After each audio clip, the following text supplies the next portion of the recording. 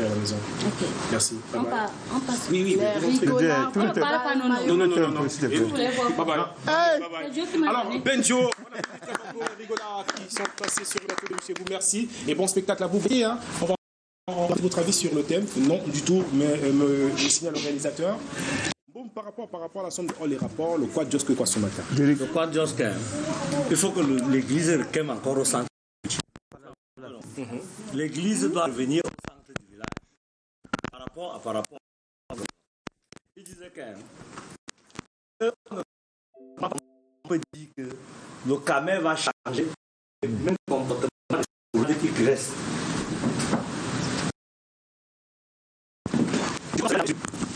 Que chacun parle avec son cœur et dise la vérité.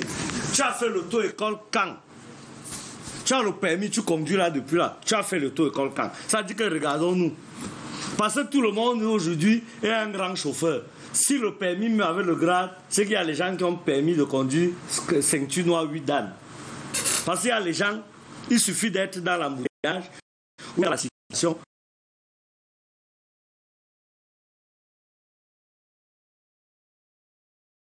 Pour entendre les coups de gueule compliqués. Un chauffeur comme ça, tu as appris à conduire où? Ah, lève ton bois la route. Tout le monde est bon, tout le monde est fort, tout le monde est dangereux, tout le monde est même tout le monde. Mais au fond, moi, Enoch était chez moi, un jour est venu me dire qu'il y a le réseau du permis. Ouais, moi, vous parlez pour moi. On m'a dit ça. Et quand on m'a dit ça par rapport, moi, j'avais dit que on choco combien? Ils m'ont dit le montant. Alors, on dit aussi que dit la photocopie de ma carte d'identité. Moi, avec choco. Ils sont go. Ça a duré un petit temps là. Après, son Kemegi un permis de conduire. Que j'ai encore jusqu'à aujourd'hui. Moi aussi, j'engueule les gens en route. Moi qui vous dis, j'engueule les gens en route avec. Jusqu'à j'avais dit à un chauffeur de taxi que on vous avait ramassé où? Avec votre faux permis là.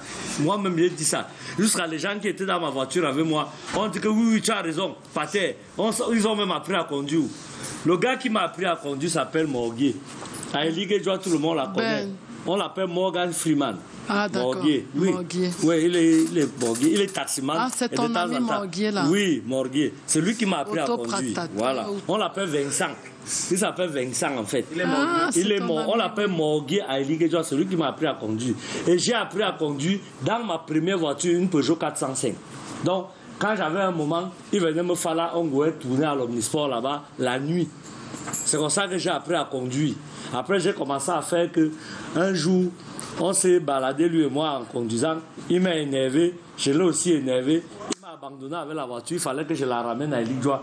Donc, j'ai été obligé de débarquer avec la voiture moi-même. C'est comme ça là que j'ai pris le goût. J'ai commencé à aller en Vongbi, au travail je travaille à Radio Siantou. Donc, je sortais très tôt avant que les embouteillages ne commenccent. Et on me voyait le premier arriver à la radio, on croyait que c'est parce que j'aime trop le rock. Non, je fuyais les embouteillages. Mon histoire est l'histoire de beaucoup parmi nous. Mais qui va alors avouer? Mais sauf que c'est dangereux. C'est dangereux parce que c'est nous qui tuons. C'est nous qui causons tous les accidents mortels que vous voyez sur nos grands axes routiers et partout dans le Cameroun. C'est nous qui tuons. Pas c'est dangereux. Il faut se former. Il faut connaître au moins les prix. Ça dit que même quand tu as baillé le permis, ce que vous as, c'est de prendre quand même le code Rousseau. Au lieu de t'asseoir pour jongler bien avec les gars qui dorment même sans se wash. Prends quand même le code Rousseau, tu cherches ton voisin, tu lui dis de t'expliquer page par page. Avant la fin de l'année, même si tu es un abruti, tu vas comprendre quand même au moins les plaques. Parce que c'est la lecture des plaques, la lecture de la chaussée, très interrompue, très continue. Bref, les gars ne comprennent rien. On dit que parking pour handicapés, on a dessiné un cercle rond comme ça là, avec un dossier, un truc comme ça qui ressemble à la voiture des handicapés. Tu vois un type venir se garer là, jusqu'à, il appuie le bouton, piou, il sort dans la vantardise, il est sûr qu'il a tué. Alors que c'est un boutman, il ne connaît pas ce qu'il vient de faire. S'il avait fait l'auto-école, normalement et de manière régulière, il allait bien se garer. Ça, c'est pour nous. les voleurs de permis et les faux permis qui ne nous sont pas formés et qui tuent les enfants des gens partout, dans les cas de transport, les grumiers. Tu vas me dire qu'un Joe qui ne sait ni parler français, ni anglais, ni arabe, le permis de conduire que lui là pour conduire le grumier, il a composé en quelle langue? Vous voyez que de faux est partout, non? C'est eux qui tuent les gens avec les grumiers partout ici dans les brousses. L'autre version qui sort, parce que moi ma bique info est finie. Maintenant ce que je veux dire là, si vous voulez venez m'arrêter, vous me tapez. Vous les gens qui dites que vous faites le sabotage des véhicules là, vous mettez les sabots là. Allez dire à vos patrons que le travail de mettre les sabots dans les voitures des gens, c'est un sale work. C'est un sale travail. Pourquoi Ben? C'est un sale travail parce que c'est un métier noble à la base. Mais il est devenu un sale work comme les Mazembe. Parce que il faut d'abord dire à vos patrons de matérialiser les routes. C'est-à-dire que tu ne peux pas de manière arbitraire dire à quelqu'un qui s'est garé au bord de la route où il n'y a même aucune trace de peinture, de rien du tout, tu viens décider que là où il s'est garé, là c'est mauvais garé, tu mets le sabot. Sur la base de quoi? Et le truc c'est qu'il ne peut pas discuter avec toi. Tu as toujours un béret à côté de toi, toi-même tu es d'abord sale comme 153 voleurs, avec la voiture la plus pourrie. C'est-à-dire que vous ne pouvez pas prendre les voitures pourries comme ça. Vous commencez à faire le sabotage, vous sabotez les voitures nyang des gens, avec une voiture que si tu te frottes seulement à la voiture là, le tétanos qui te prend, tu meurs. Donc commencez vous-même à réguler, à vous mettre réglo. Commencez vous-même à être d'abord propre, un peu beau. Oui, un peu beau. Il faut parler même aux gens. Non, il faut qu'on arrête. Le Cameroun est un grand pays, il faut qu'on arrête. On ne peut pas prendre un long type filiforme avec un béret qui a une tenue qui n'a même pas été lavé depuis 16 ans. On le place là et ils ont d'abord une voiture très bête.